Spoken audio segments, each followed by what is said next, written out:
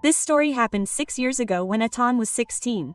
One night, his parents went to a concert in California and he took the opportunity to invite one of his best friends, Lucas, to sleep over at his place. Once their parents left, the two teenagers played video games and ate some snacks. Then a few hours later, they sat down in front of Netflix. When they started to get bored, they finally went to bed. Atan was about to fall asleep when he heard a loud crash. It sounded like someone had broken the window of the house. Almost panicked, he woke the case up urgently. His friend obviously got angry, but he didn't waste a second. He forcibly pulled his nose out and shouted, "Dude, run to the bathroom now." Lucas asked him why, but he didn't have time to explain. They ran to the bathroom and listened for any noise. Footsteps, someone running straight toward them. He cracked the door and turned the lock just as the intruder stood on the other side. In a deep, low voice, he demanded that they open it, but neither of them responded. The man waited a second and then began kicking the door down, yelling at them to open it immediately, otherwise, he was going to kill them. They were paralyzed with fear. The guy finally broke the handle, and when he managed to get in, Ethan quickly grabbed a pair of scissors. He yelled to throw him off balance, then stabbed him in the leg. The man dropped the axe he was holding. That's when Ethan got a look at his face.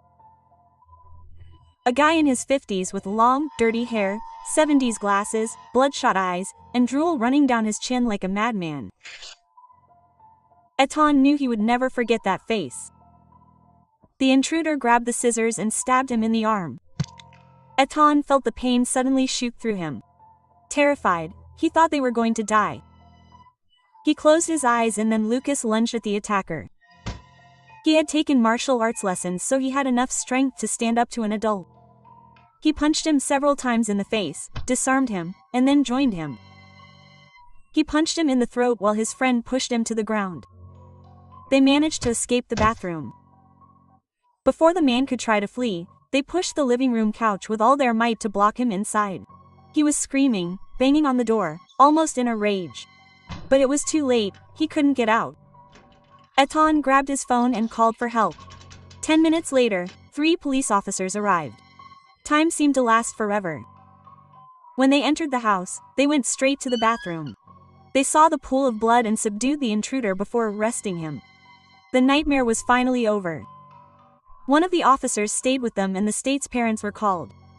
They returned the next day.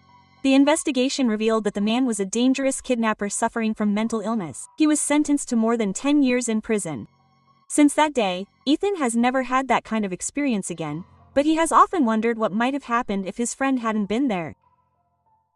He is still grateful to him because that night, Lucas saved his life.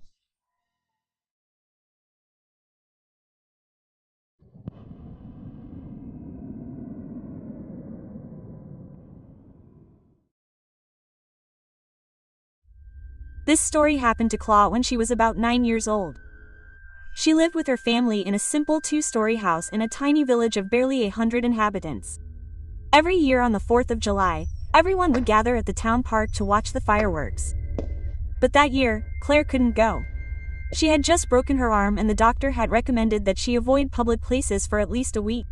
She was really disappointed. To give you a better idea of where things were, their living room opened directly onto the front door. If you walked straight ahead, you would come to the kitchen. And to the left, just after that, was Claire's bedroom on the ground floor. That evening, around 8 p.m., her whole family went to the park. Claire stayed in the living room watching cartoons. After half an hour, she felt tired, so she turned off the TV and went to her room. She took off her glasses and began to doze off. She had almost fallen asleep when she heard the front door handle move. She thought her family was coming back from the fireworks and stood up to look out into the hallway. But without her glasses, everything was a bit blurry.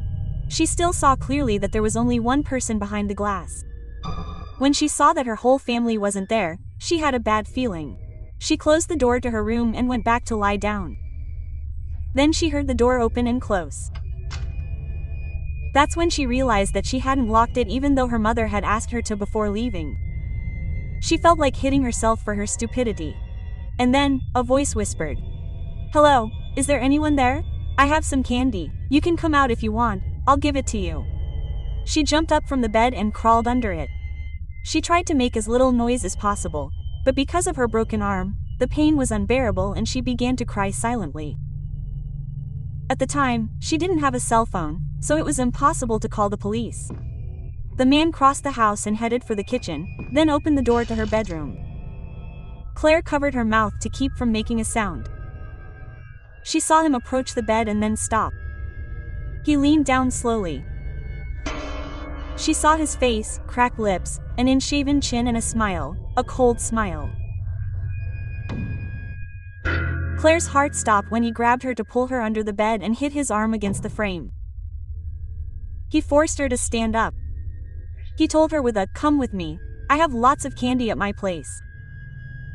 She was terrified, unable to move or speak, and began to cry while he stared at her. Then he picked her up and began to carry her outside. She screamed, she struggled, she did everything she could to escape. When she arrived at a white van, he tried to open the door but Claire miraculously managed to escape from him. She fell backwards onto the grass, got up as quickly as she could, and ran with all her might to the park. There, she found her family and, in tears, told them what had just happened. Her father immediately called the police and they all got in the car to take her to the hospital because her arm was hurting terribly. The last thing she remembers is waking up in a hospital bed with a cast that was a different color than the one she had before.